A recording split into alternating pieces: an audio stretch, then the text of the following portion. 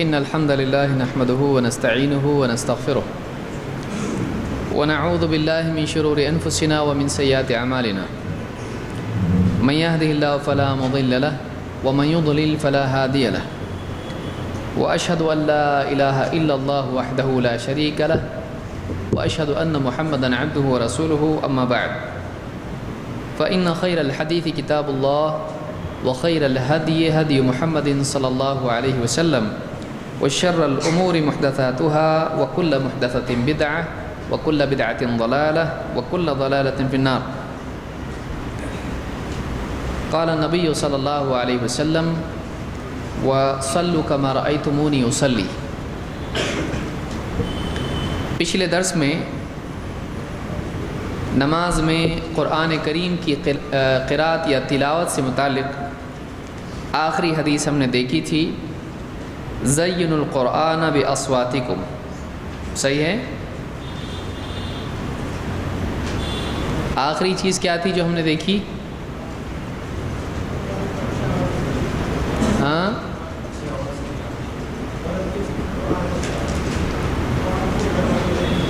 صحیح ہے. کیا مطلب ہے اس کا؟ زینوا القرآن باصواتکم، ایک حدیث اور ایک آیت. آیت کون سی؟ کون پڑھے گا آیت؟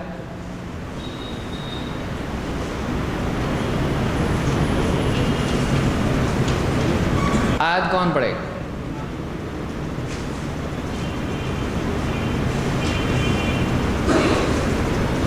جو دلیل ہے سلسلے میں وہ آیت.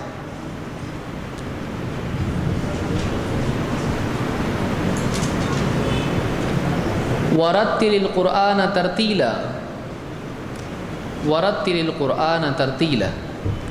کیا مطلب ہے اس کا؟ آپ لوگ ہاں ویسے بھی کھانا کھا کے نہیں آئے ہیں، کیونکہ کھانا کھا کے آنے میں فائدہ نہیں ہے. قرآن ٹھہر ٹھہر کر پڑھیے، پڑھو جو بھی اس میں، کیونکہ عربی میں اس طرح کا کوئی قاعدہ نہیں ہے پڑھیے پڑھو یا پڑھ، ایک ہی بات ہوتی ہے. وَرَتِّلِ الْقُرْآنَ تَرْتِيلًا، اور قرآن پڑھ ٹھہر ٹھہر کر. یعنی جیسے الحمد آدمی رک جائے، للہ پھر رک جائے، یہ مطلب ہے. کیا مطلب اس کا؟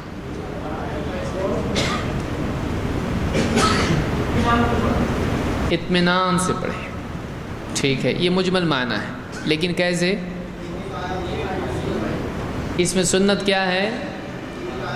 ہر آیت کے بعد میں چھوٹا سا وقفہ کرنا. کیسے؟ جیسے الحمدللہ رب العالمین پڑھنے کے بعد میں رکے، الحمدللہ رب العالمین الرحمن الرحیم مالک یوم الدین. رک کے آدمی پڑھے، یعنی ایک آیت کے بعد، ہر آیت کے بعد میں چھوٹا سا سکتہ، سکوت، خاموشی ہونا چاہیے. اس کے بعد اگلی آیت پڑھی جائے. اور اسی طرح سے اطمینان سے، سکون سے قرأت کرنا، دوڑ دوڑ کے قرأت کرنا ایسا نہیں، بلکہ کیسا ہونا چاہیے؟ اطمینان کے ساتھ کہ سننے والے کو بھی سکون محسوس ہو. بہترین قرأت کون سی ہے؟ اللہ کے نبی صلی اللہ علیہ وسلم نے فرمایا بہترین قرأت وہ ہے کہ اس کے سننے کے بعد محسوس ہو کہ پڑھنے والا اللہ سے ڈرتا ہے، پڑھنے والا اللہ سے ڈرتا ہے، اللہ کی تعظیم کرتا ہے. ادب کے ساتھ پڑھا جائے، گانے کی طرح سے یا اسی طرح سے راگ میں پڑھنا. بہت سارے لوگوں کو گانے کی عادت ہوتی ہے، قرآن جب پڑھنا شروع کرتے ہیں تو وہ بھی کیسا پڑھتے ہیں؟ گانے کی طرح. نہیں، بلکہ کیا ہے، قرآن کی گویا کہ بے حرمتی ہے کہ آپ گانے کی طرح اس کو پڑھیں ایک دم. تو ایسا نہیں پڑھنا چاہیے، کیونکہ قرآن اس کے برابر نہیں ہے. قرآن کی تعظیم اور اس کا ادب ہونا چاہیے. اور عام طور سے حجاز کے قراء کو آپ نے سنا ہوگا، تو وہ لوگ جو پڑھتے ہیں وہ سادہ سادہ ویسا پڑھنا چاہیے اچھے سے.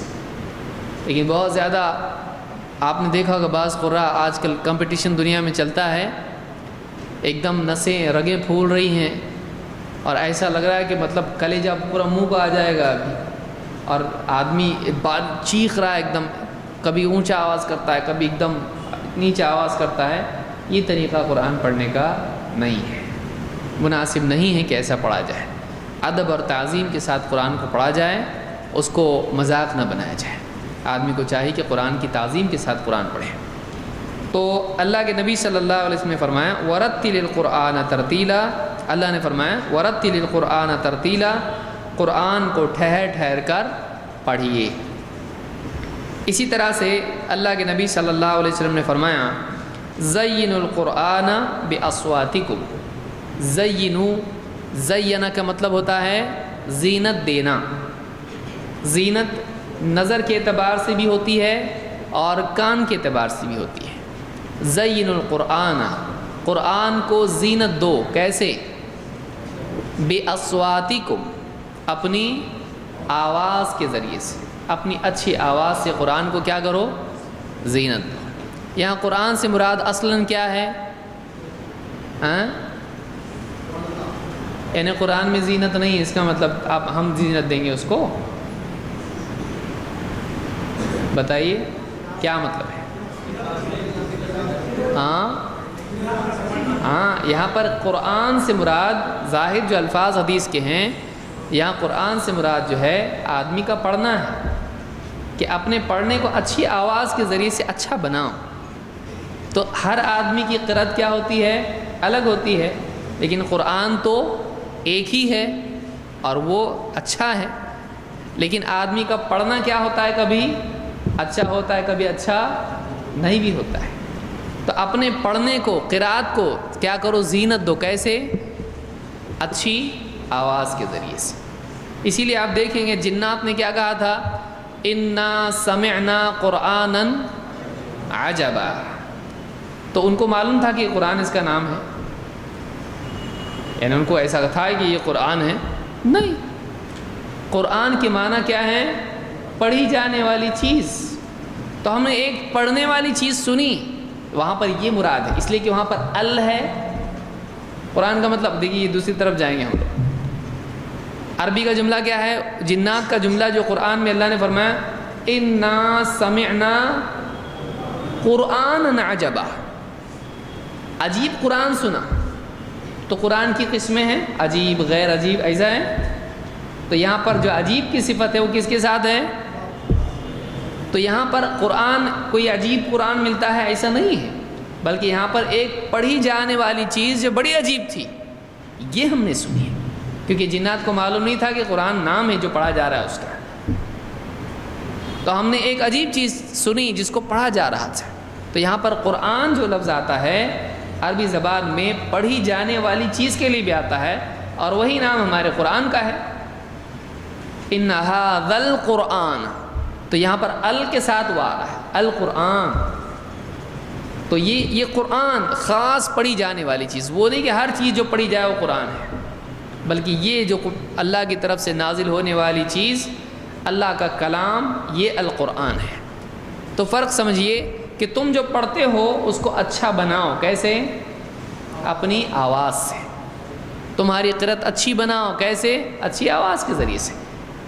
تو اس حدیث سے معلوم ہوتا ہے کہ قرآن کو اچھے طریقے سے پڑھنا چاہیے، قرأت اچھے طریقے سے آدمی کرے، لیکن اچھے سے مراد گانے کا انداز نہیں ہے، بلکہ ادب اور تعظیم کا لحاظ رکھتے ہوئے آدمی قرآن کو پڑھے۔ چلیے آگے بڑھتے ہیں۔ اب سوال، ایک مسئلہ اس میں یہ ہے کہ مثال کے طور پر ایک آدمی ابھی اسلام میں داخل ہوا، یا ایک آدمی ابھی سے نمازی بن رہا ہے، یا ایک آدمی دیہاتی ہے، ان پڑھ ہے، اس کو نہیں آتا ہے کچھ پڑھنا۔ اگر وہ نماز پڑھے تو پچھلی دلیلوں میں ہم نے دیکھا کہ لا صلاۃ لمن لم یقرأ بفاتحۃ الکتاب، اس آدمی کی نماز نہیں جو فاتحۃ الکتاب نہ پڑھے۔ تو اب ایسا آدمی جو نہیں پڑھ سکتا ہو، کیا اس کی نماز ہوگی یا نہیں ہوگی؟ سوال یہ ہے کہ ایک آدمی ابھی سوچ رہا ہے چلو آج سے نماز پڑھوں گا، لیکن مجھ کو پڑھنا آتا نہیں ہے، تو اس کا کیا ہے؟ تو ایسی صورت میں ایک حدیث سے ہماری رہبری ہوتی ہے۔ عبداللہ ابن ابی اوفا رضی اللہ تعالیٰ عنہ فرماتے ہیں جاء رجل الى النبی صلی اللہ علیہ وسلم، ایک آدمی اللہ کے نبی صلی اللہ علیہ وسلم کے پاس آیا، فقال انی لا استطیع ان آخذ من القرآن شیئا۔ اس آدمی نے آ کے اللہ کے نبی صلی اللہ علیہ وسلم سے کہا کہ میرے اندر بالکل بھی استطاعت نہیں کہ میں قرآن میں سے کچھ حصہ لوں، یعنی مجھ کو قرآن میں سے کچھ پڑھنا آتا نہیں ہے، مجھ کو یاد قرآن نہیں ہے۔ انی لا استطیع ان آخذ من القرآن شیئا، میرے اندر قرآن میں سے کچھ یاد کرنے کی استطاعت نہیں ہے۔ فعلمنی ما یجزئنی منہ، تو اے اللہ کے رسول مجھ کو کچھ ایسا سکھا دیجئے کہ مجھ کو وہ پڑھنا اس کا بدلہ ہو جائے، جو میں قرآن پڑھنا چاہیے نماز میں وہ نہیں پڑھ پا رہا ہوں، تو اس کے بدلے میں کچھ ایسا پڑھوں، مختصر کچھ ایسا مجھ کو سکھا دیجئے جو میری قرأت کا کیا بن جائے، بدل بن جائے۔ یجزئنی منہ کا مطلب اس کے بدلے میں یہ کافی ہو جائے۔ قال قل سبحان اللہ والحمد للہ ولا الہ الا اللہ واللہ اکبر ولا حول ولا قوة الا باللہ العلی العظیم۔ آپ نے اس سے کیا کہا، تم یہ پڑھو سبحان اللہ والحمد للہ ولا الہ الا اللہ واللہ اکبر ولا حول ولا قوة الا باللہ العلی العظیم، اتنا پڑھو کافی ہو جائے گا تمہارے لیے۔ قال یا رسول اللہ، دیکھیے عرب کے لوگ جو ان پڑھ ہوتے تھے بہت سمجھدار بھی ہوتے تھے، دونوں میں فرق ہے۔ پڑھا لکھا بھی بعض اوقات ناسمجھ ہوتا ہے، اور کبھی ان پڑھ آدمی بھی کیا ہوتا ہے، بہت سمجھدار ہوتا ہے۔ سمجھداری کا اور پڑھے لکھے ہونے کا کوئی بہت گہرا تعلق ایسا خاص نہیں ہے، دونوں الگ الگ ہو سکتے ہیں۔ تو دیہاتی بعض اوقات، اور ایک دیہاتی سے کسی نے پوچھا اللہ ہے، اس کی کوئی دلیل ہے کیا ہے؟ اس نے کہا اونٹ کے ہم لوگ ریگستان میں اس کے قدم دیکھتے ہیں، نقش قدم، اور اس کو دیکھ کے پتہ چلتا ہے ہم کو کوئی جا رہا ہے وہاں سے، کوئی گیا وہاں سے، اس کے نقش قدم دیکھ کے معلوم پڑتا ہے کہ کوئی گیا ہے یہاں سے۔ اور مینگنیاں یا اونٹ وغیرہ کے جو بھی لیڈ یا جو بھی آپ اس کو کہیں، جو بھی مینگنی اونٹ کی پڑی ہوتی ہے اس کو دیکھ کے ہم پہچان لیتے کہ یہاں سے اٹھ گیا ہے۔ اور اتنا آسمان، زمین، سمندر، ستارے، چاند، یہ سب دیکھ کے ہم نہیں پہچانیں گے اللہ ہے؟ تو کون ہے یہ؟ دیہاتی۔ کتنا عقل مند ہے دیکھیے، یعنی تم نشانی دیکھ کے پہچانتے ہو کہ کوئی گیا ہے، تم اس کے پاؤں کے ریت میں قدم دیکھ کے پہچانتے ہیں یہاں سے کوئی گیا ہے، اس کو دیکھا تم نے؟ بولے نہیں، لیکن کیسا معلوم پڑا گیا؟ یہ کیا ہے، اس کے نقش قدم سے معلوم پڑ رہا ہے۔ تو علامت سے معلوم ہوتا ہے کہ کوئی گیا ہے یہاں پہ۔ اور اونٹ کی مینگنیاں دیکھ کے معلوم پڑتا ہے یہ مینگنی تو اونٹ کی ہے، تو یہاں سے اونٹ کہاں ہے، اونٹ دکھائی دیا؟ بولے نہیں۔ پھر یہ کیسے معلوم پڑا اونٹ گیا؟ یہ مینگنی دیکھ کے معلوم پڑا کہ اونٹ گیا۔ تو نشانی کے ذریعے سے آدمی کو دنیا کی چیزیں معلوم پڑتی ہیں، اتنی ساری نشانیاں اللہ کے لیے نہیں بتاتی ہیں کہ اللہ ہے۔ یہ کون بول رہا ہے؟ دیہاتی۔ اور کتنے پڑھے لکھے ہیں، ڈاکٹر، انجینئر، کیا بولتے ہیں، کون بنا ہے معلوم نہیں، اپنے آپ بن گیا، سب اپنے آپ بن گیا۔ تو بعض اوقات ایک پڑھا لکھا آدمی بھی کیا ہوتا ہے، ان پڑھ، جاہل، اور ایک آدمی ان پڑھ ہوتا ہے لیکن وہ کیا ہوتا ہے، بہت سمجھدار ہے۔ تو صحابہ، بعض لوگ اس زمانے میں ایسے لوگ آتے تھے جو ان پڑھ تھے اللہ کے نبی صلی اللہ علیہ وسلم کے زمانے میں، لیکن بڑے سمجھدار لوگ ہوا کرتے تھے۔ وہ شخص آیا، اس نے کہا یا رسول اللہ ھذا للہ عز وجل فما لی، کہا یہ تو سب اللہ کے لیے ہے، میرے لیے کیا ہے؟ اس آدمی نے کیا پوچھا؟ اس میں کیا ہے؟ سبحان اللہ، اللہ کی تعریف، اللہ کی پاکی، الحمدللہ، ساری حمد اللہ کے لیے ہے، لا الہ الا اللہ، اللہ کے سوا کوئی عبادت کے لائق نہیں، اللہ اکبر، اللہ سب سے بڑا ہے، ولا حول ولا قوت الا باللہ العلی العظیم، اور سارا زور، ساری قوت اللہ کے لیے ہے جو بڑا اونچا ہے اور عظمت والا ہے۔ یہ سارا تو اللہ کے لیے ہے۔ اس میں سب کس کی تعریف ہو رہی ہے؟ اللہ کی۔ تو میں اللہ کی تعریف کر رہا ہوں، تو سب اللہ کے لیے، میرے لیے کیا ہے؟ اپنا بھی تو کام ہونا چاہیے کچھ، میرے لیے کیا ہے؟ صاف ایک دم ٹو دا پوائنٹ، جس کو بولتے ہیں نا ٹاک بزنس. آدمی صاحب سیدھے, ان کے ہاں تکلفات نہیں تھے, گول گول گول گول گھوم کے پھر نہیں, وہ لوگ اسٹریٹ فارورڈ لوگ تھے. عرب کے لوگوں کی خصوصیات میں سے ایک چیز یہ تھی کہ ان میں مزاج کی سادگی تھی. وہ لوگ ہاں اور نہیں کے بیچ میں کچھ جانتے نہیں تھے, یا تو یس یا تو نو. اسی لیے آپ دیکھیے وہ جو آدمی تھا جو اللہ کے نبی صلی اللہ علیہ وسلم کے قتل کے لیے آیا تھا, آپ نے اس سے صاف پوچھا ایمان لائے گا, اسلام قبول کرے گا, شہادتین کا اقرار کرے گا؟ اس نے بولا نہیں. صاف کیا بول دیا؟ نہیں. لیکن بولا میں آپ کے خلاف لڑوں گا نہیں اور آپ کے خلاف لڑنے والوں کا ساتھ بھی نہیں دوں گا. زبان دے دیا, خلاص. صاف لوگ تھے ایک دم. تو یہ صاحب آئے, کہا کہ دیکھو اللہ کے رسول یہ تو اللہ کے لیے ہے سب, اس میں ساری تعریف اللہ کی ہے, سب اللہ کے کلمات ہیں, اللہ کی بڑائی, اللہ کی عظمت ہے. میرا کیا, میرے لیے بھی کچھ چاہیے, یعنی میرے لیے دعا بھی سکھائیے کچھ کہ میں اپنے لیے مانگوں. یہ تو سب اللہ کی تعریف ہے, دعا کہاں ہے اس میں؟ مجھ کو چاہیے بھی کچھ.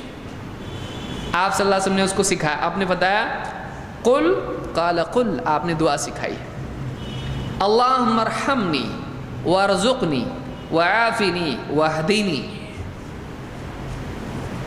کیا سکھایا؟ اللہم ارحمنی, اے اللہ مجھ پر رحم فرما, وارزقنی, مجھ کو رزق دے, وعافنی, مجھ کو عافیت دے, واہدنی, مجھ کو ہدایت دے. یہ پورا ایک سبق ہے. یہ دعا جو ہے یہ خود اللہ کے رسول صلی اللہ علیہ وسلم کتنے انٹیلیجنٹ انسان تھے, کتنے عقل مند انسان تھے. اور آپ ظاہر بات ہے آپ خود عقل مند تھے, اور نور علی نور, آپ کو کیا تھا, اللہ کی طرف سے آپ پر وحی بھی نازل ہوتی تھی. تو یہ ڈبل چیز ہو گئی کہ خود انسان بھی ایک دم حکمت سے بھرا ہوا, اور اس کو اللہ کی طرف سے مزید علم دیا جائے. جیسے ایک نگاہ ایک دم تیز اور پھر ایک دم روشنی بھی فل, دکھائی کتنا کلیئر دے گا. تو اللہ کے نبی صلی اللہ علیہ وسلم ظاہر و باطن دونوں اعتبار سے اللہ کی طرف سے منور کیے گئے تھے.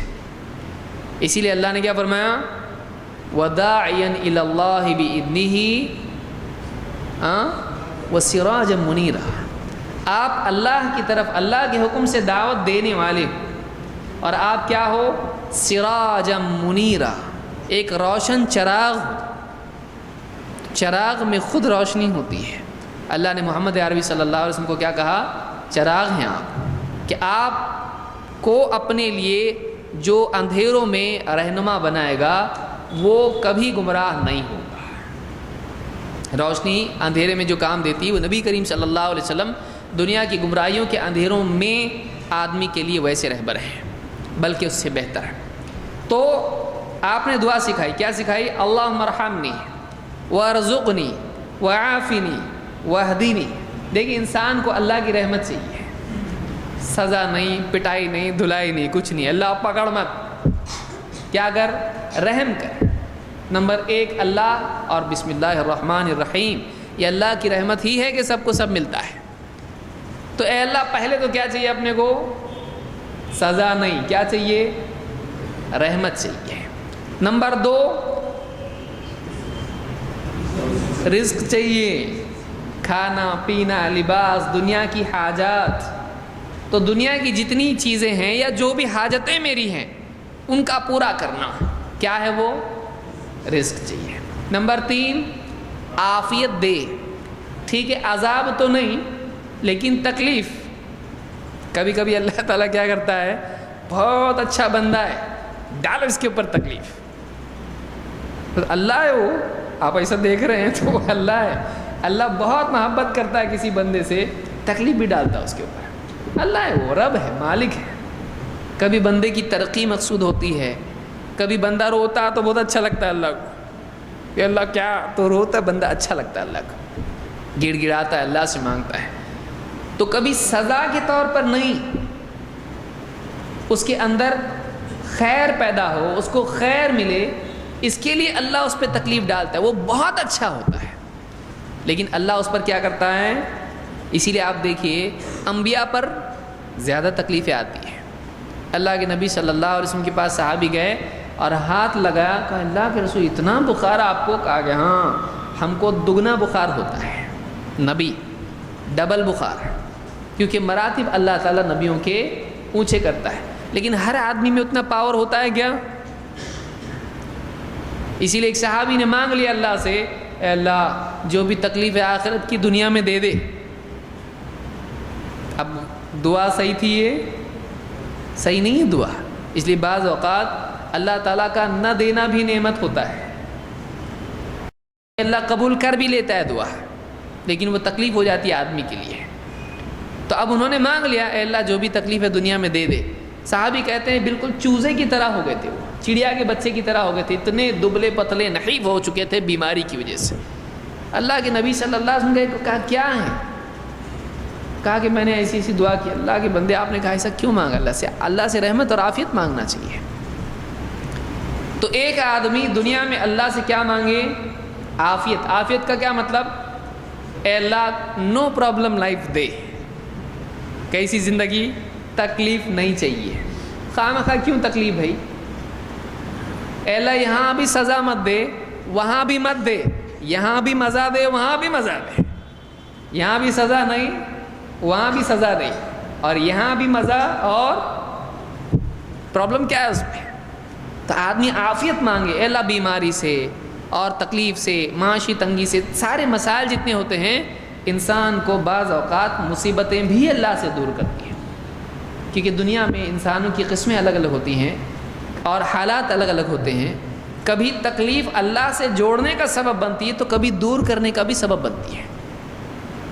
کبھی آدمی تکلیفوں سے پریشان ہو کر اللہ سے ناراض بھی ہوتا ہے۔ تو اے اللہ عافیت دے، کوئی تکلیف نہیں چاہیے، اور وَاہْدِنِی، اور مجھ کو تو رہبری دے، ہدایت دے۔ ہدایت کے بغیر آدمی جنت میں جا سکتا ہے؟ تو کیا کیا آیا اس میں؟ اللہ کی رحمت، ہاں پہلی رحمت بارش بھی برس رہی، سب ہو رہا ٹھیک ٹھاک، سزا نہیں کچھ اللہ کی طرف سے، تو سزا نہیں۔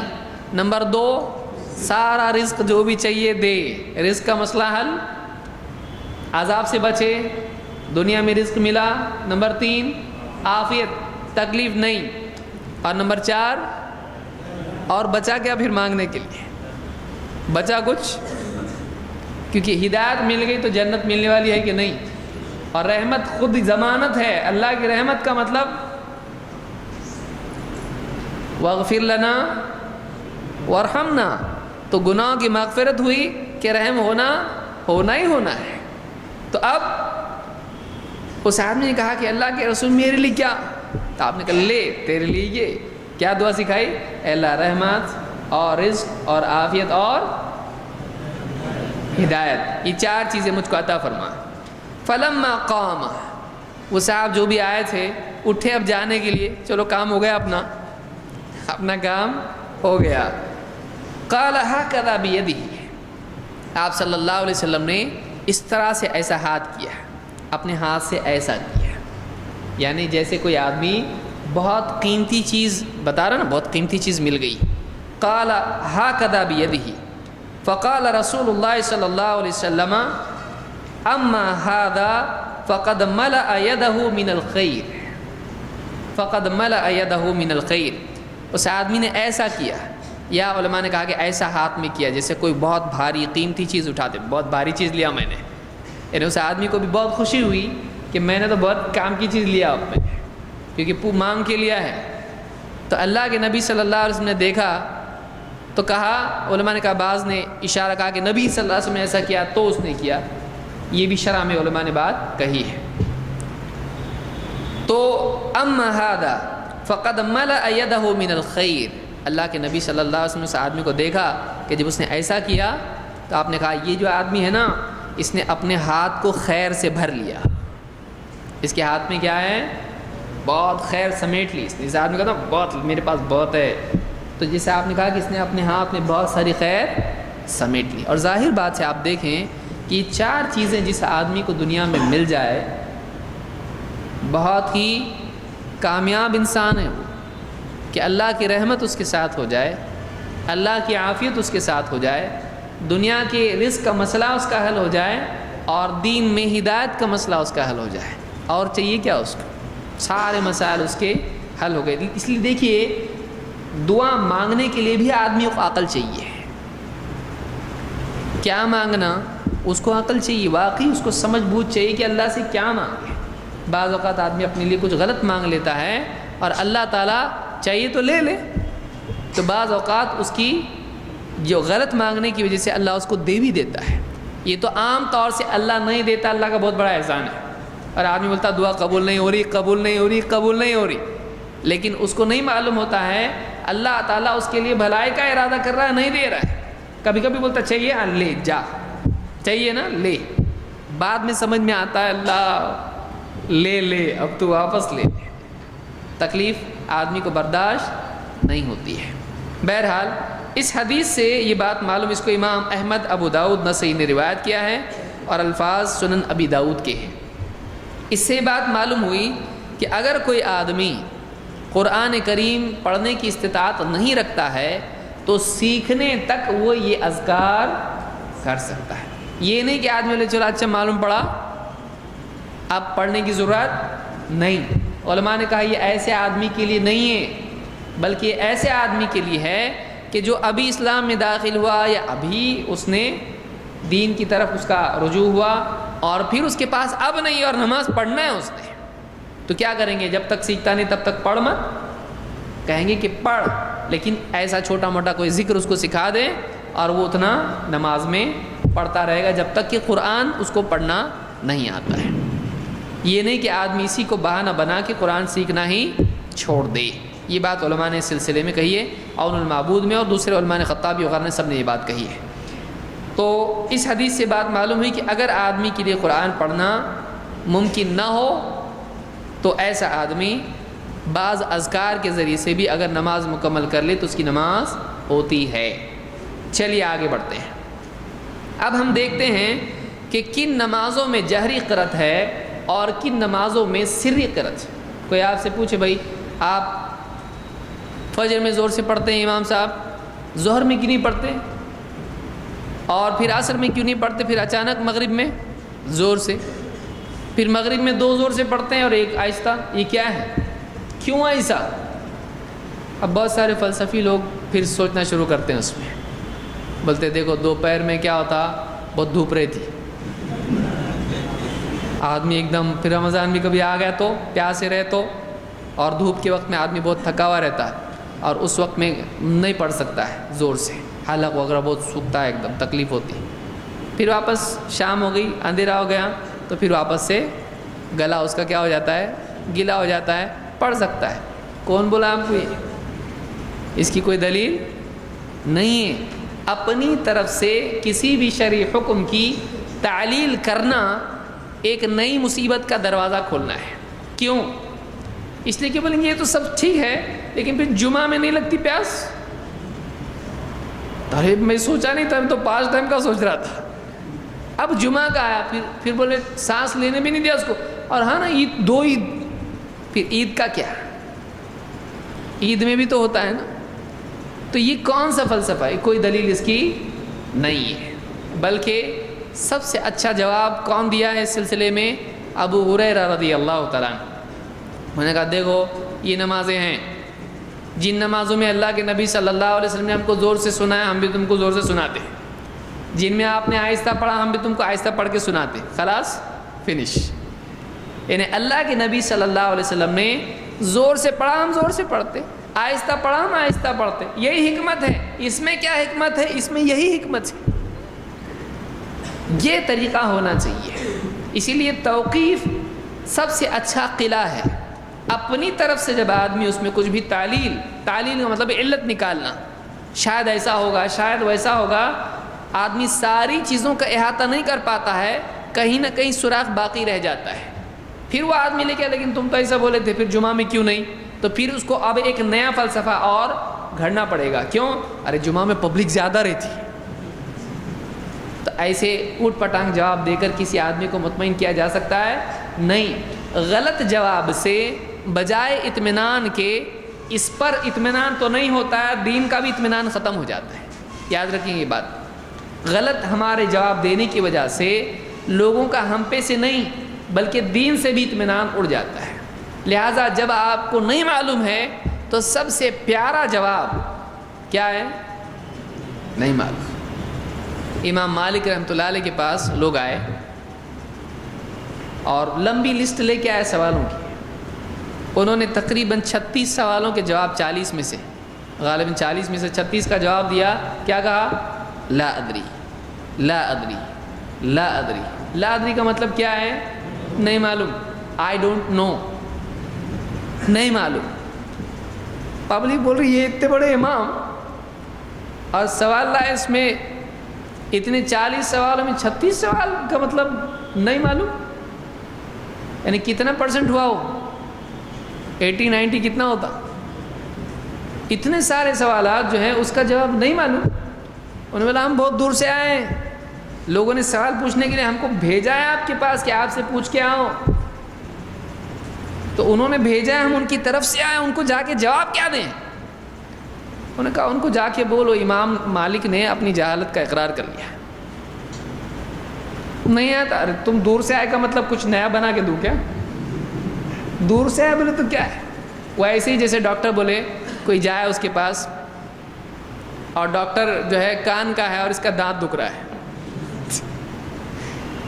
اب بولے غلطی سے چلا گیا ادھر، اب ڈاکٹر سے جا کے کہے میرا دانت بہت دکھ رہا ہے، بولے بھائی صاحب میں کان کا ڈاکٹر ہوں، بولے میں بہت دور سے آیا۔ دور سے آیا کیا؟ آ جاؤ۔ یا اگر وہ جانور کا نکلا تو بڑا انجیکشن، آؤ آؤ، ویسے بھی جانور لے کے کوئی آتا نہیں، پریکٹس کے لیے تو ہی مل گیا، جانوروں کے لیے تیرے اوپر پریکٹس کرتا ہوں، چلے گا ایسا؟ نہیں کا مطلب نہیں۔ پبلک بھی کیسی رہتی ہے؟ ذرا اس کا کیا جواب ہے؟ عالم بولتے میری تحقیق اس میں نہیں ہے، ذرا سوچ کے بولو نا، سوچ کے بولو، ٹھہرو ذرا میں تھوڑا سو کے بولتا ہوں خواب دیکھ کے۔ نہیں معلوم کا مطلب نہیں معلوم۔ تو جو واقعی علم والا ہوتا ہے وہ نہیں معلوم بولنے میں شرماتا نہیں۔ نہیں معلوم بولنے میں شرم اس کو ہی آتی ہے جس کے پاس یا تو علم کم ہے یا تو تقوی کم ہے، اس کو اللہ کا ڈر نہیں ہے۔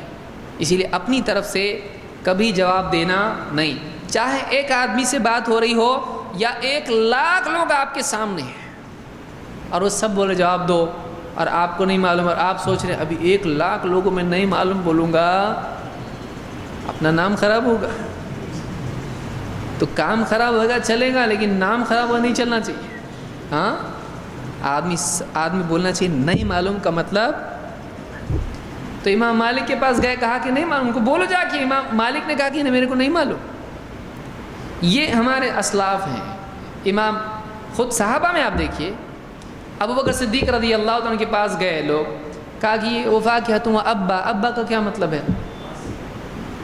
تو ابو بکر صدیق رضی اللہ عنہ نے کہا کہ ای سماء تضلنی و ای ارض تقلنی اذا قلت فی کتاب اللہ ما لا اعلم۔ نے کہا کہ کون سا آسمان مجھ کو سایہ دے گا، کون سی زمین میرا بوجھ اٹھائے گی جب میں اللہ کی کتاب میں ایسی بات کہوں جو نہیں جانتا۔ نہیں جانتا کا مطلب نہیں جانتا۔ تو یہ بہت ہی اہم چیز ہے جس کو یاد رکھنا چاہیے دین کے مسائل میں۔ تو سری کہاں سے آئے ہم لوگ؟ سری اور جہری۔ کیا حکمت ہے اس میں؟ اس کی حکمت یہی ہے کہ اللہ تعالیٰ بہتر جانتا ہے، اپنے نبی کو بتایا، اور اللہ کو زور سے بھی ذکر پسند ہے اور آہستہ بھی پسند ہے۔ ایک آدمی جہرن بھی ذکر کرتا ہے اور سرن بھی کرتا ہے۔ زبان سے اگر ذکر کرے اللہ تعالیٰ اس پر بھی ثواب دیتا ہے، اور اپنے جی میں بندہ اللہ کو یاد کرے آہستہ آہستہ چپ کے تب بھی اللہ اس کو سنتا ہے۔ تو اللہ کو دونوں قسم کے ذکر کیا ہیں؟ پسند ہے۔ بعض نمازوں میں اللہ نے ایسا رکھا، بعض نمازوں میں ویسا رکھا، اور بعض میں دونوں جمع کر دیا ہے۔ جیسے مغرب جہری نمازوں میں ایک حصہ کیا ہے؟ جہرن، اور ایک حصہ کیا ہے؟ تیسری رکعت میں آپ کیا کرتے ہیں؟ زور سے پڑھتے ہیں، آہستہ پڑھتے ہیں۔ تو یہ سب سے اچھا طریقہ ہے کہ آدمی جو جانتا ہے اتنا ہی بولے۔ اور سب سے اچھی چیز یہ ہے کہ ہم کو اگر سنت معلوم ہو جائے تو علت ہو گئی ہمارے پاس۔ ایسا کیوں؟ ہمارے نبی نے ایسا کیا۔ پر اس میں کیا مطلب اس میں وہی، اس میں کیا مطلب یہی سنت، بس ختم، سب سے اچھا طریقہ ہے۔ بہت سارے لوگوں نے شرعی مسائل کے اندر دیکھیے یہ اپنی جگہ ہے کہ شرعی احکام کی علت ہوتی ہے۔ اب اس میں ایک دوسری چیز ضمناً سیکھ لے ورنہ گڑبڑ ہو جائے گی۔ سوال یہ ہے کیا شرعی احکام کی علت ہوتی ہے کہ نہیں؟ پھر ہوتی ہے نہیں نا کہ نہیں؟ ہاں کہ نہیں؟ ہاں بولے تو ہاں ہوتی ہے نا، بولے تو ہاں ہوتی ہے کیا، بولے تو نہیں۔ ہم پروگرام ایسے ہیں کہ جیسا اسکول میں ہم کو پوچھتے تھے ویسے جواب دیتے ہیں ابھی بھی ہم لوگ۔ کیا شرعی احکام میں علت ہوتی ہے؟ بعض لوگ بولیں گے پہلے ہم کو یہ بتاؤ علت کس کو بولتے؟ کیا شرعی احکام میں کچھ حکمت اور وجہ ہوتی ہے؟ یہ عمل اس لیے یا بس کرنا ہے؟ ضروری نہیں ہے کہ کوئی حکمت اس میں ہو، صحیح ہے؟ کچھ لوگ بول رہے ایسا، کچھ لوگ بول رہے ٹھہرو ذرا ہم سوچتے دیکھتے کدھر سے کیا اوپینین آتا ہے۔ علماء حکام سب بیٹھے ہیں یہاں پہ۔ کیا ضروری نہیں ہے کہ شرعی احکام یعنی اللہ کا کوئی حکم حکمت کے علاوہ بھی ہوتا ہے، اس میں حکمت نہیں کچھ بھی بس بول دیا اللہ نے، ایسا رہتا نہیں نا؟ یعنی حکمت اس میں ہوتی ہے، ہوتی ہے۔ اللہ تعالیٰ کا کوئی حکم حکمت سے خالی ہے؟ اللہ کا کوئی فعل، کوئی کام اللہ نے ایسا کیا جس کا کوئی مطلب نہیں ہے، ایسا ہے؟ اچھا ہوتا ہے کہ بغیر حکمت کے کچھ بولنا، بغیر حکمت کے کچھ کرنا اچھا ہے کہ برا ہے؟ برا ہے۔ یہ عیب ہے کہ بلا حکمت کچھ بھی، کوئی آدمی کھڑا ہے، کیوں کھڑا بھائی ادھر؟ کچھ بھی نہیں، چل رہا ہو، کیوں چل رہا تو معلوم نہیں، بات کر رہا، کیوں بات کر رہا معلوم نہیں۔ تو ایسا ہوتا، ایسے آدمی کو عقل مند مانا جاتا ہے یا نہیں؟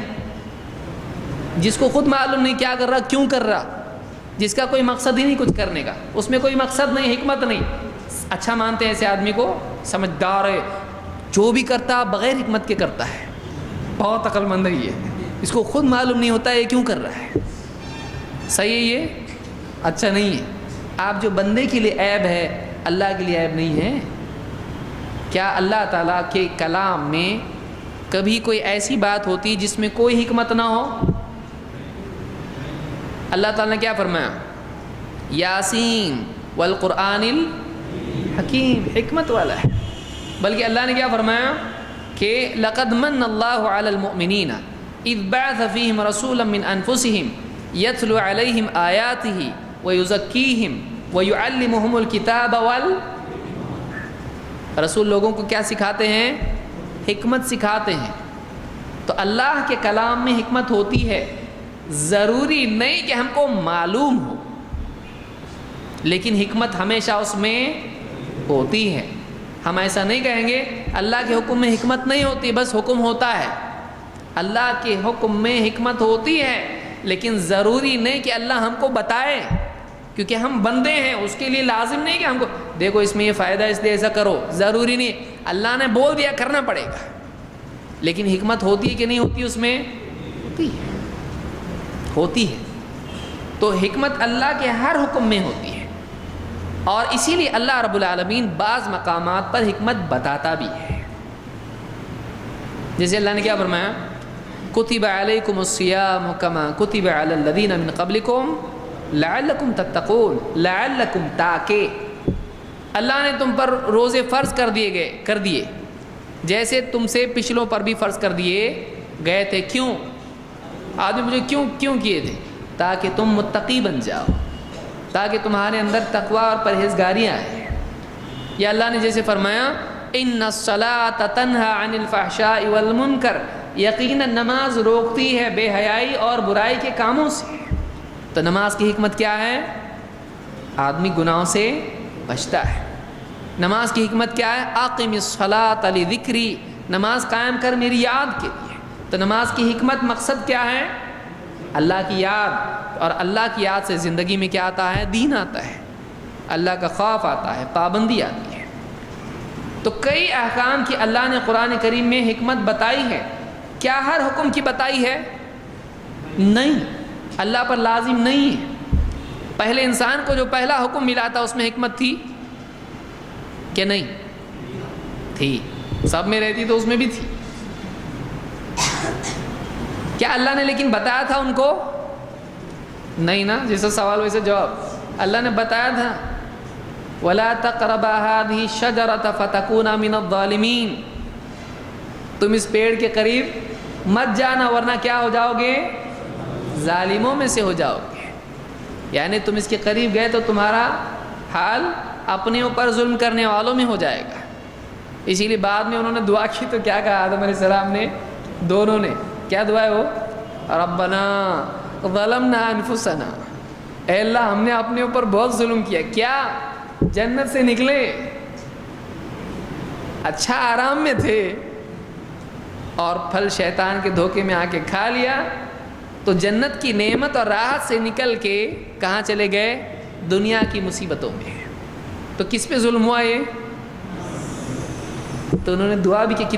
دیکھیے کتنی اچھی دعا ہے ربنا. اسی لیے گناہ گار یا خطا کار یا کوتاہی کرنے والا یا تقصیر کرنے والا چاہے کتنی چھوٹی کیوں نہ ہو اس کا نقصان کس کو ہوتا ہے؟ اللہ کو نقصان ہے اس کا. کسی غلطی کا اللہ کو نقصان نہیں ہے, اس کا نقصان خود بندے کو ہوتا ہے. اسی لیے اللہ نے پہلے بتا دیا تھا دیکھو اس کے قریب مت جانا ورنہ تم کیا ہو جاؤ گے؟ ظالموں میں سے ہو جاؤ گے. اور یقین وہی ہوا کہ جب انہوں نے کھایا اور دھوکے میں کھایا, ان کو کیا ایکسپیرینس تھا؟ دھوکہ کس کو بولتے ہیں؟ شیطان نے دھوکہ دیا تو وہ پھل کھا لیا اور جنت کی نعمتوں سے محروم ہو گئے. تو بہرحال اللہ کے احکام میں, اللہ کے ہر حکم میں کیا ہوتی ہے؟ حکمت اور مصلحت. لیکن اللہ رب العالمین ہر حکم کی مصلحت ہم کو بتاتا ہے نہیں. کیا اللہ پر لازم ہے؟ نہیں. مالک اگر حکم دے دے ایسا کرو تو غلام کا کام کیا ہے؟ ایسا کرے. اب مالک حکمت والا ہے, رحم والا ہے, عدل و انصاف والا ہے اور بھلائی کی قدر کرتا ہے. اب ایسا مالک اگر حکم دے تو اس سے اور بھی اچھا گمان انسان کو ہونا چاہیے, چاہے نفس کے خلاف ہی کیوں نہ ہو, چاہے نفس کے خلاف ہی کیوں نہ ہو. اس لیے کہ بعض اوقات پڑھے یہ میں کیوں اتنا سمجھا رہا ہوں, یہ اس موضوع سے متعلق اگرچہ ہے لیکن اسی کے ساتھ پڑھے لکھے حضرات میں بہت سارے دینی مسائل کے سلسلے میں اللہ نے کہیں کو میوزک حرام کیا. کتنا سکون لگتا سنے تو میوزک ہوتا, ایک دم دنیا کے ٹینشن اور یہ اور تھوڑا غزل سنے تو کتنا اچھا لگتا ہے. دھیما آدمی کا سارا ٹینشن غائب ہو جاتا ہے. تو بعض چیزیں ایسی رہتی ہیں جس میں حکمت سمجھ میں نہیں آتی, لیکن آدمی کو کیا کرنا چاہیے؟ اللہ کے اوپر اعتماد رکھنا چاہیے. میرا رب کبھی کوئی کام ایسا نہیں بتاتا ہے جو حکمت سے عاری ہو. اللہ نے جو بھی حکم مجھ کو دیا اس میں میرا کیا ہے؟ بھلا ہے. یہ اعتماد جب ڈاکٹر پہ ہوتا ہے تو آدمی شکر چھوڑ دیتا ہے. چھوڑتا کہ نہیں چھوڑتا؟ برابر چھوڑتا ہے. جاتا کسی کے پاس کیسا بولتا ایک بغیر شکر کی چائے. شکر شکر ہاں مجھ شکر ہے, بغیر شکر کے ایک. کیوں؟ اس کو معلوم ہے کہ شکر کی چائے سے کیا ہوگا؟ نقصان ہوگا. یہ نہیں دیکھتا شکر کتنی ٹیسٹی رہتی, اس میں کیا خرابی دکھتی. اس نے لیبورٹری میں جا کے چیک کیا کیا بڑا کیا گھٹا, کچھ سمجھ کیوں کچھ بھی نہیں. کس بات پر اعتماد ہے؟ اعتماد ہے. ارے اس کا کیا فائدہ میرے کو جھوٹ بول کے. کوئی آدمی بولے, اگر کوئی آدمی چیلنج کرے اس کو, بولے ڈاکٹر ہے وہ تیرے کو تکلیف دینے کے لیے کر رہا ہے ایسا, ارے ایسا اس کو کیا ملے گا مجھ کو تکلیف دے کے. اب ڈاکٹر کے بارے میں برابر سمجھ میں آتا اس کا کیا ہے, اس کا کیا فائدہ ہے اس میں, اس کا کیا میرے ساتھ دشمنی ہے, وہ کیوں کرے گا میرے ساتھ ایسا. اللہ کے بارے میں ایسا نہیں سوچ سکتے. اللہ کو کیا ملے گا مجھ کو تکلیف دے کے, اللہ کا کیا فائدہ ہے مجھ کو اچھی چیزوں سے محروم کر کے, اللہ کا کیا فائدہ ہے مجھ کو فلاں چیز حرام کر کے. میرا اپنا فائدہ ہے اس میں, میرا اپنا اس میں فائدہ ہے. یہ اعتماد اللہ پر آدمی کو ہونا چاہیے. اللہ کا کوئی کام بغیر حکمت کے نہیں. اللہ نے قرآن میں ایک جملہ کہا وَتَمَّتْ كَلِمَةُ رَبِّكَ صِدْقًا وَعَدْلًا. تیرے رب کا کلام سچائی اور عدل کے اعتبار سے کامل ہے۔ کلام میں دو میں سے ایک عیب ہوتا ہے۔ اب ہماری بات دوسری طرف جا رہی ہے۔ کلام میں دو میں سے ایک عیب ہوتا ہے۔ دیکھیے قرآن ہے، یا تو اس میں جھوٹ ہوتا ہے یا تو اس میں ناانصافی کا حکم ہوتا ہے۔ کلام دو قسم کے ہوتے ہیں۔ یہ قرآن کیسا، آپ اس کو تھوڑا، ابن تیمیہ رحمۃ اللہ نے بہت اچھا سمجھا ہے اس کو۔ وَتَمَّتْ كَلِمَةُ رَبِّكَ صِدْقًا وَعَدْلًا۔ کلام دو اعتبار کے ہوتے ہیں۔ ایک کلام ہوتا ہے بات، کلام کا مطلب بات، ایک خبر ہوتی ہے اور ایک مطالبہ ہوتا ہے۔ تیسرا کوئی ڈویژن ہے؟ کر کے بتاؤ گھر پہ جا کے۔ یا تو کلام میں خبر ہوتی ہے، ایسا ہے، ایسا تھا، ایسا ہوگا، ٹھیک، نیوز، خبر۔ یا کلام میں مطالبہ ہوتا ہے، ایسا کر، مت کر، اس میں مطالبہ ہوتا ہے۔ دو ہی چیزیں ہیں۔ خبر میں کیا عیب ہوتا ہے؟ خبر میں کبھی سچ ہوتا ہے تو کبھی جھوٹ بھی ہوتا ہے، دھوکہ، وہ ساری خبر میں ہوتا ہے جھوٹ۔ اور حکم میں کیا ہوتا ہے؟ جھوٹ۔ حکم میں کیا ہوتا ہے؟ ظلم۔ حکم جب دیا جاتا ہے تو اس میں کیا ہوتا ہے؟ ظلم۔ کر، ایسا نہیں آ رہا، کر، اس میں کیا ہوتا ہے؟ ظلم ہوتا ہے۔ تو اللہ نے بتایا کہ اللہ کے کلام میں دو چیزیں ہیں، اور وہ دو چیزیں کیسی ہیں؟ ناقص نہیں بلکہ کیسی ہیں؟ کامل۔ وَتَمَّتْ كَلِمَةُ رَبِّكَ صِدْقًا وَعَدْلًا۔ تیرے رب کا کلام دو چیزوں کے اعتبار سے کامل ہے، ایک تو سچائی کے اعتبار سے اور ایک عدل کے اعتبار سے، انصاف کے اعتبار سے۔ تو ابن تیمیہ رحمۃ اللہ فرماتے ہیں صدقاً فی الاخبار وعدلاً فی الاحکام۔ کتنا چھوٹا جملہ ہے، علماء ایسے ہی ہوتے ہیں، کہتے ہیں خبر کے اعتبار سے سچا ہے اور حکم کے اعتبار سے عدل والا ہے۔ اللہ تعالیٰ کوئی ایسی خبر نہیں دیتا ہے جس میں جھوٹ ہو، اور اللہ تعالیٰ کوئی ایسا حکم نہیں دیتا جس میں ظلم ہو۔ اسی لیے دیکھیے، کھڑے ہو کے نہیں پڑھ سکتا کیا؟ بیٹھ کے پڑھ، بیٹھ کے نہیں پڑھ سکتا، لیٹ کے پڑھ۔ اگر جان جا رہی ہے، سامنے مردار ہے، مردار حرام ہے، ہاں ٹھیک ہے، جان بچانا ہے، کھا، ظلم نہیں ہے۔ اے اللہ نہیں ہو رہا، کر، نہیں تو تیری پٹائی ہوگی، نہیں آ رہا پھر بھی کر، اور کیسا کرو، کر، ایسا ہے نہیں ہے۔ لا یکلف اللہ نفسا الا وسعها۔ اللہ کسی پر وہ بوجھ نہیں ڈالتا ہے جو اس کی طاقت سے زیادہ ہو۔ اللہ کسی ایسی چیز پر بندے کو نہیں پکڑے گا جو وہ نہیں کر سکتا تھا۔ قیامت میں نہیں پوچھا جائے گا کسی ایسے آدمی سے جو نابینا ہے، آنکھیں نہیں ہیں، تو نے چاند کیوں نہیں دیکھا؟ اور میں کیسا دیکھوں چاند، میرے آنکھ ہی نہیں تھی، کیوں نہیں دیکھا تو نے؟ ہوگا مطالبہ اس سے؟ نہیں ہوگا۔ کوئی گونگا آدمی ہے، اسے کہے گا تو نے اذان کیوں نہیں دی؟ میں اذان کیسا دوں؟ کیوں نہیں دی تو نے اذان؟ پوچھا جائے گا اس سے؟ اللہ تعالیٰ کسی سے وہ مطالبہ نہیں کرتا ہے جو اس کی قدرت میں نہیں ہو۔ تو اللہ تعالیٰ کے جتنے حکم ہیں سب میں کیا ہے؟ عدل۔ اور جتنی خبریں، ایسا نہیں کہ اللہ نے بتا دیا جنت میں ایسا ایسا ہے، اب گئے کہاں ہے؟ ایسے ہی بتا دیا تھا، ایسا ہوگا؟ کبھی نہیں ہوگا۔ وعدہ اللہ نے کیا ایسا کرو تمہاری مدد ہوگی، کہاں ہے مدد؟ نہیں ہے مدد، نہیں۔ اسی لیے موسیٰ علیہ السلام نے کیا کہا تھا؟ کلا، وہ لوگوں نے کہا انا لمدرکون، ہم تو پکڑے گئے، بنی اسرائیل نے کہا۔ موسیٰ علیہ السلام نے کہا کلا، نہیں، کلا ان معی ربی سیہدین، میرا رب میرے ساتھ ہے، مجھ کو راستہ بتائے گا۔ جب اس نے وعدہ کیا ہے تو پورا کرے گا وہ۔ اس کی خبر کبھی جھوٹی ہوتی ہے؟ نہیں۔ اس کے وعدے کبھی جھوٹے ہوتے ہیں؟ نہیں۔ اس کی خبریں سچی اور اس کے حکم عدل والے ہیں۔ تو واپس سے ہم پیچھے آتے ہیں کہ اللہ تعالیٰ کے جتنے احکام ہوتے ہیں شریعت میں، چاہے وہ قرآن میں ہو یا پھر اللہ کے نبی صلی اللہ علیہ وسلم کی احادیث میں ہو، کیونکہ دینے والا کون ہے دین کا؟ اللہ ہے۔ رسول کے معنی کیا ہے؟ پہنچانے والا۔ تو دینے والا کون ہے؟ اللہ ہے۔ تو اللہ کا دین حکمت سے پر ہے، اس میں ہر چیز کے اندر مصلحت ہے۔ ہر چیز میں کیا ہے؟ مصلحت ہے۔ کبھی مصلحت دکھائی دیتی ہے اور کبھی نہیں۔ آج سے کچھ سالوں پہلے لوگ بولتے تھے کیا ختنہ کرتے تم لوگ، کیا فائدہ کیا ہے اس کا؟ لیکن آج معلوم پڑ رہا ہے ختنہ کا فائدہ ہے سائنس کی ترقی کی وجہ سے۔ لیکن کیا اسلام سائنس کی ترقی کا محتاج ہے؟ نہیں۔ ایک آدمی کو پیٹ کھول کے دیکھنا پڑتا ڈاکٹر نے جو دوا دیا ہے وہ اندر کیسا کام کر رہی، کھانے سے فائدہ ہوتا کہ نہیں ہوتا؟ نہیں، اس کو کورس کرنا پڑے گا اس میں کہ کیا ہوتا تب فائدہ ہوگا، ایسا ہے دوا کا۔ اس کو پکڑ کے ہاتھ پاؤں پکڑ کے اس کے منہ میں دوا ڈالے تب بھی فائدہ ہونے والا ہے؟ نہیں بول رہا، تب بھی کھلائے تو فائدہ ہونے والا ہے۔ تو فائدہ عمل میں ہے، فائدہ کس میں ہے؟ چاہے اس کا فائدہ جانے یا نہیں جانے۔ سمجھ میں آ رہی بات؟ تو اللہ نے جو حکم دے دیا اس میں ہمارا فائدہ ہے، چاہے اس کا فائدہ ہم کو معلوم ہو یا اس کا فائدہ ہم کو معلوم نہیں۔ اس لیے بعض نمازیں جہری ہیں اور بعض نمازیں کیا ہیں؟ سری۔ کیوں؟ کیونکہ ہمارے نبی نے ایسے ہی پڑھا ہے۔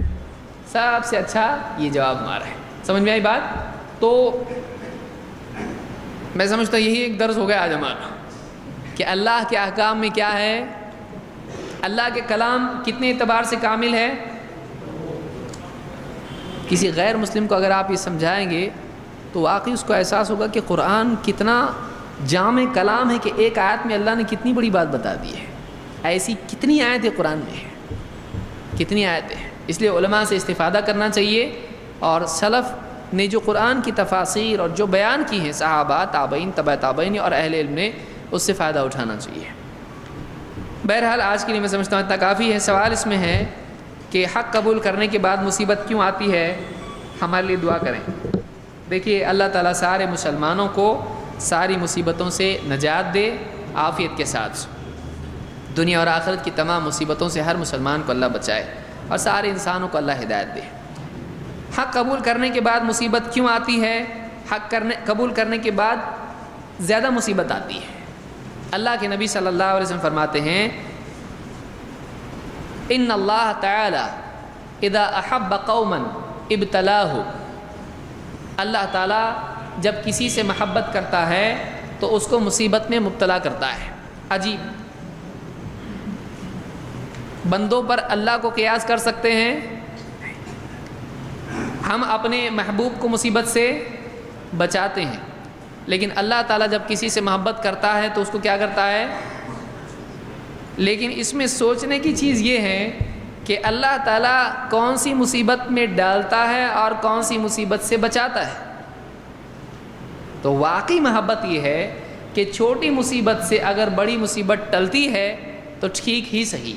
اللہ تعالیٰ دنیا میں بعض اوقات مصیبت میں ڈالتا ہے تاکہ اس کو دنیا میں پاک کر دے اور پھر جہنم میں اس کو کوئی سزا نہ ہو۔ بعض اوقات اللہ ایسا کرتا ہے، اور بعض اوقات دنیا میں بھی سزا نہیں دیتا ہے۔ بعض بندوں کو صاف کرنے کے لیے زیادہ دھونا پڑتا ہے تو اللہ تکلیف میں بھی ڈال دیتا ہے، اور بعض بندے کمزور ہوتے ہیں لیکن پاک کرنا بھی ہوتا ہے تو بغیر تکلیف کے اللہ ان کو پاک کر دیتا ہے۔ اللہ جیسا چاہتا ہے کرتا ہے، اللہ تعالیٰ بہتر جانتا ہے۔ اور کبھی حق میں قبول کرنے کے اعتبار سے انسان کی پختگی کا امتحان بھی ہوتا ہے۔ تو ایک آدمی جو پکا ہوتا ہے حق قبول کرنے کے بعد مصیبت جب آتی ہے تو اس میں جمتا جب ہے تو ہمیشہ کے لیے جم جاتا ہے، لیکن کچا آدمی ہوتا ہے مصیبت میں پھسل جاتا ہے تو وہ چھٹ جاتا ہے۔ سوال ہے کہ نماز جنازہ کا مکمل طریقہ بتائیں۔ دیکھیے جنازے کی نماز کا طریقہ یہ ہے کہ امام اور مقتدی صف بنا کے کھڑے ہو جائیں، اور اس میں اگر عورت ہے تو اس کے کمر کی طرف امام کھڑا ہو، مرد ہے تو چہرے کے پاس قریب کھڑا ہو، اور چہرہ دائیں طرف اس کا ہو اور پاؤں بائیں طرف ہو، اور امام اللہ اکبر کہہ کے ہاتھ باندھے، سورہ فاتحہ پڑھے، پھر رفع الیدین کہے، اللہ اکبر کہہ کے رفع الیدین کرے، پھر ہاتھ باندھے، اس کے بعد درود پڑھے، پھر اللہ اکبر کہہ کے پھر رفع الیدین کرے، ہاتھ باندھے، اس کے بعد جو نماز کی دعا ہوتی ہے اللہم اغفر لحینا ومیتنا، وہ لمبی دعا ہے، وہ دعا پڑھے، اس کے بعد پھر اللہ اکبر کہہ کے ہاتھ اٹھائیں، اور اس کے بعد میں دائیں اور بائیں طرف سلام پھیرے۔ اس سے پہلے چاہے تو مزید دعا بھی کر سکتا ہے، اس سے پہلے چاہے تو بھی دعا اور کر سکتا ہے۔ مقتدی بھی اسی طرح سے کریں جیسے امام کرتا ہے۔ اس کے بعد سلام پھیر دیں. دونوں طرف سلام پھیرنا سنت سے ثابت ہے. چاہیں تو ایک طرف بھی پھیر دیں, دونوں صحیح ہے.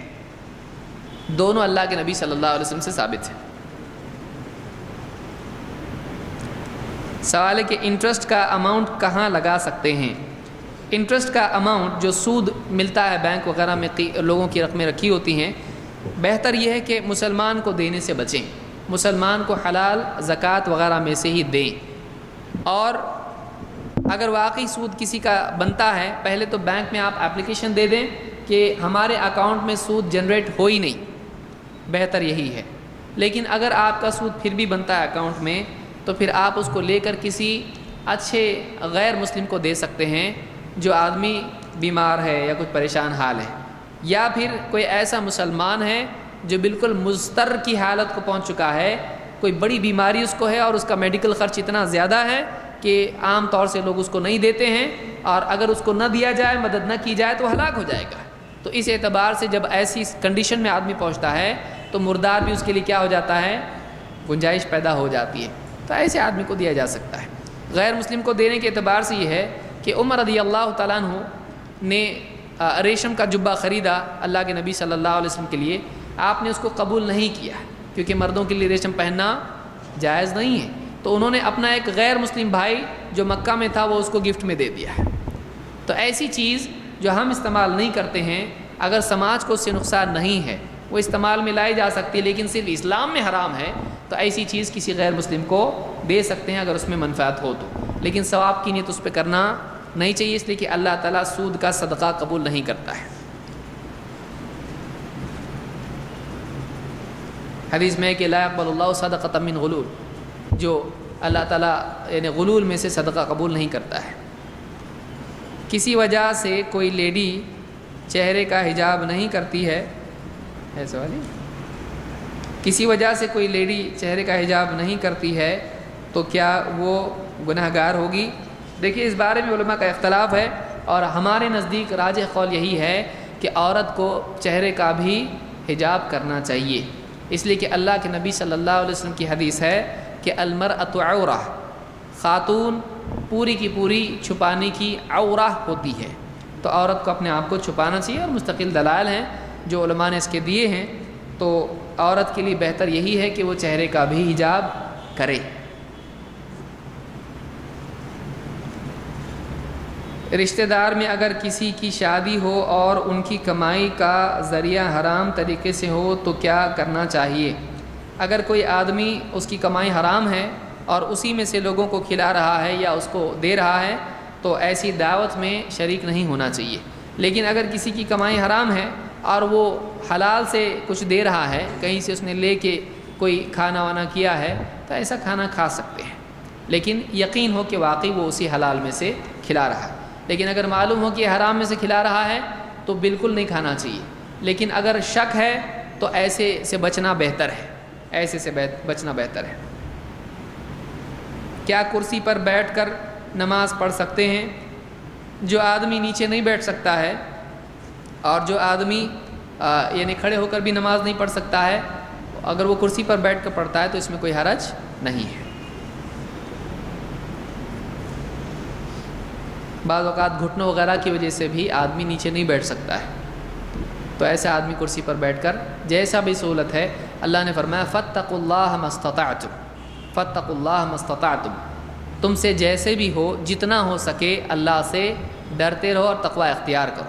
تو تقوی کی مقدار بقدر استطاعت ہے, جتنا استطاعت ہے آدمی کو تقوی اختیار کرنا چاہیے. سوال ہے کہ who are اہل الرائے, are all of them deviant?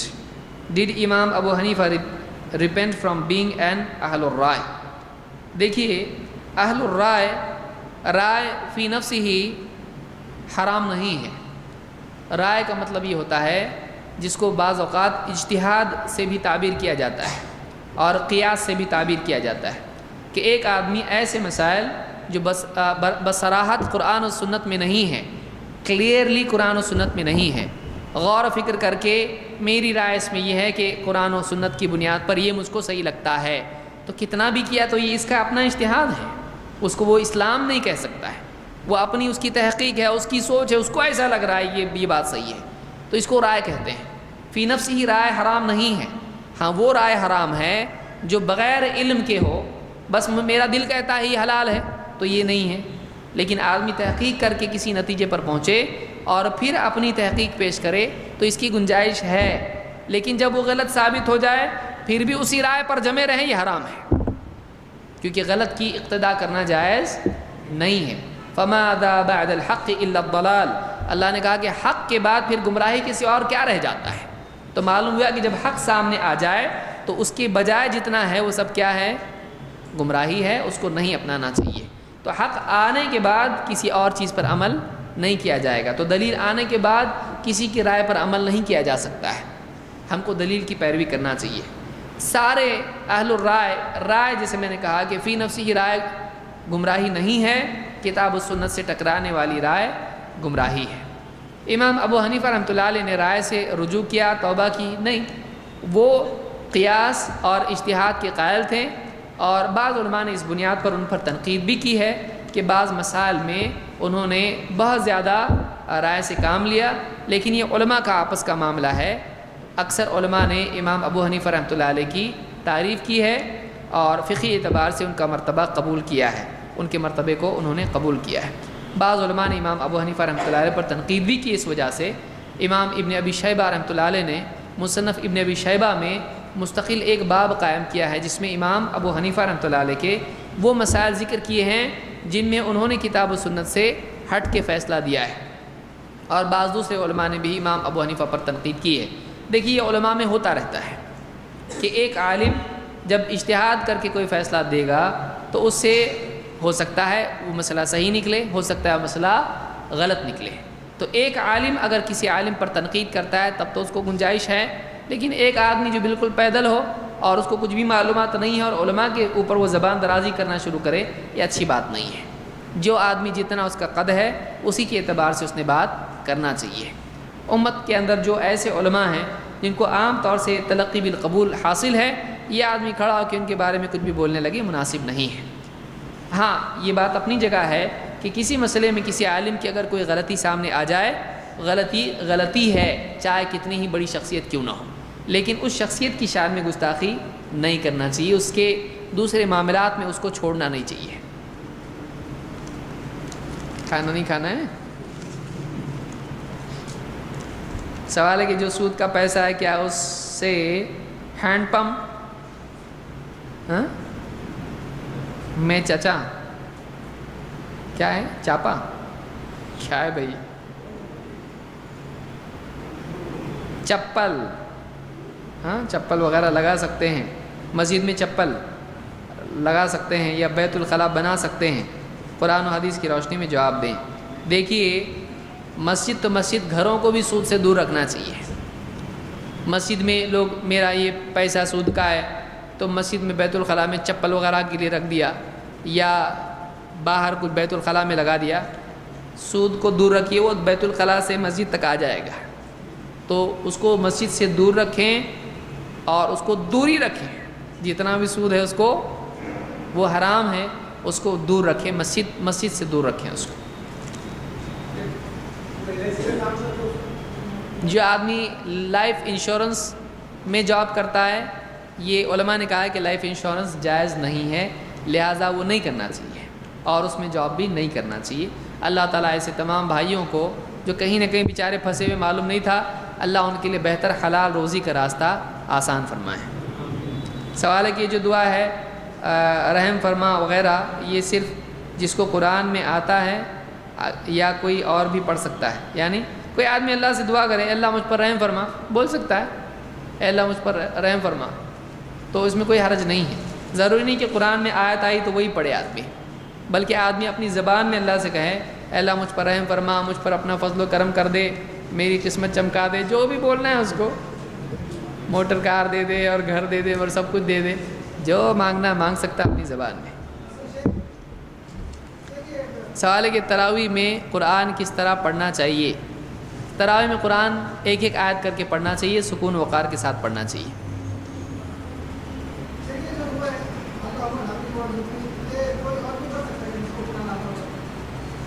ہاں پڑھ سکتا ہے، کوئی آدمی اللہ سے دعا مانگنا چاہے کیونکہ ان صحابی نے کہا تھا میرے لیے کیا ہے، ان کے مانگنے پر دعا سکھائی آپ صلی اللہ علیہ وسلم نے.